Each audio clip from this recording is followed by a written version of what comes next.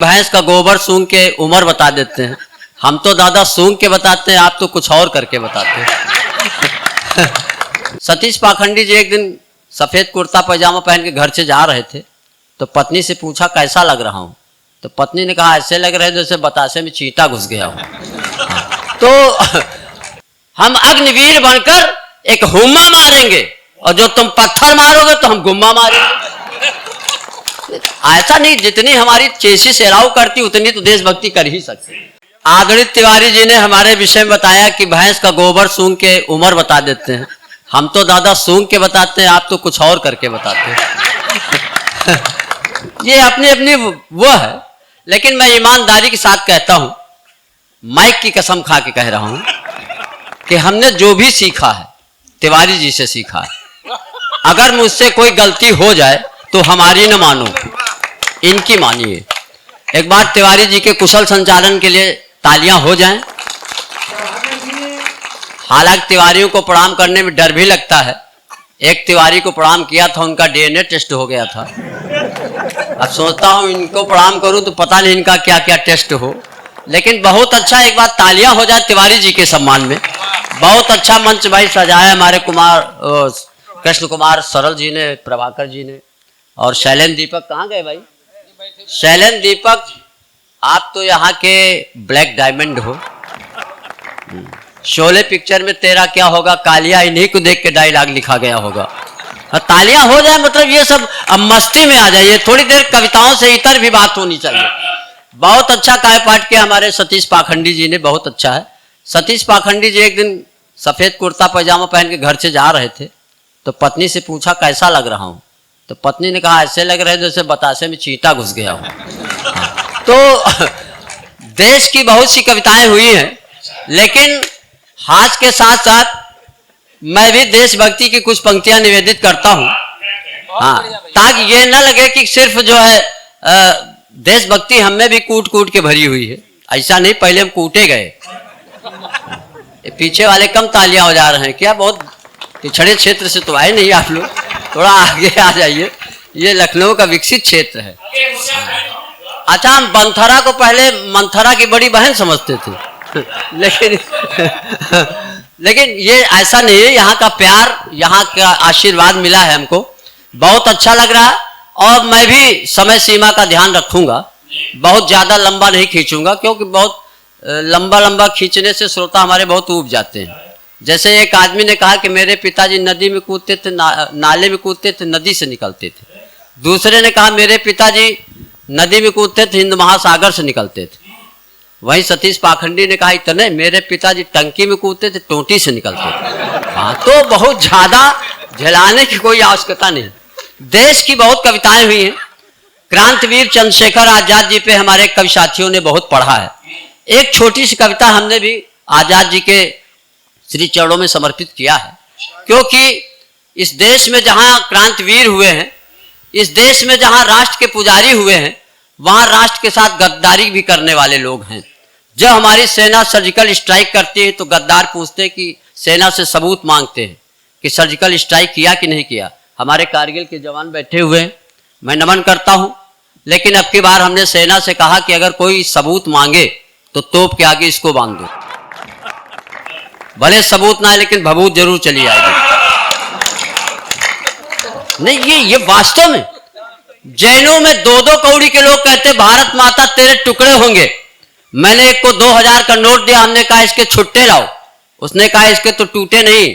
मैंने कहा नालायक, जब एक कागज के टुकड़े नहीं कर सकते, तुम्हारी औकात है कि भारत माता के टुकड़े करोगे। तो ये देश वो देश है जहां पे हमारे देश के जवान, लेकिन ज्यादा देश का आप टेंशन न लो।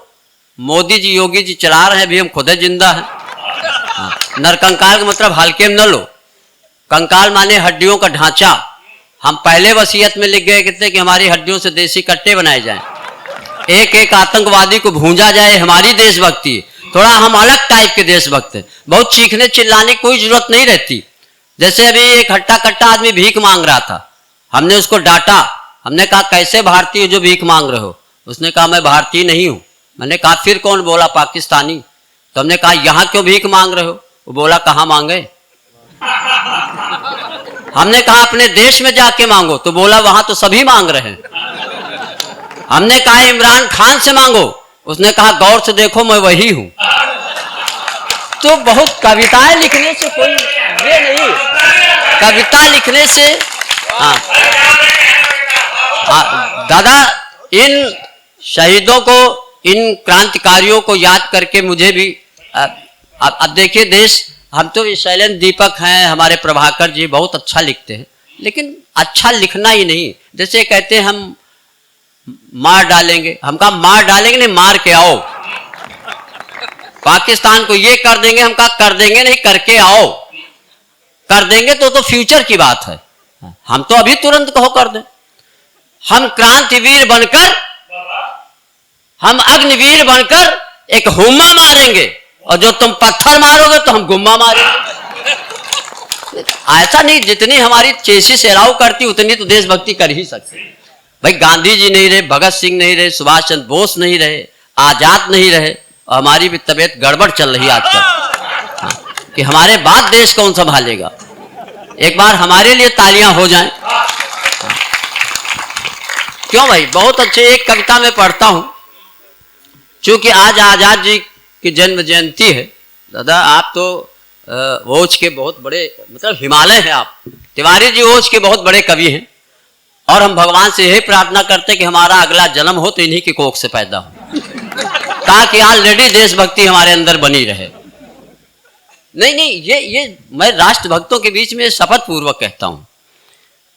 हाँ, तो इसलिए मैं एक कविता चंद्रशेखर जी के पावन चरणों में अर्पित करता हूं। भाई प्रभाकर जी बहुत अच्छा आप लोग पढ़ रहे हो। मैं तो आज अपने आप को बहुत बौना महसूस कर रहा हूं कि एक दिन मेरा लड़का आया, आते ही जोर से चिल्लाया, पापा मैं भी दिल्ली जाऊंगा, जेएनयू में एडमिशन करवाऊंगा, मुझे भी करने सपने साकार, मैं भी बनना चाहता हूं कन्हैया कुमार।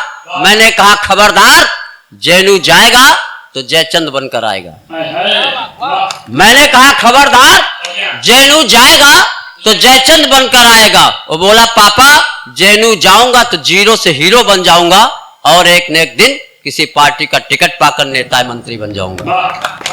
मैंने कहा जेएनयू जाएगा तो गद्दार बनकर आएगा, इसलिए अल्फ्रेड पार्क जा, वहां की मिट्टी को माथे पे लगा, इन राष्ट्र विरोधी ताकतों को रोक दे, जिस घर से अफजल निकले आजाद बनकर ठोक दे।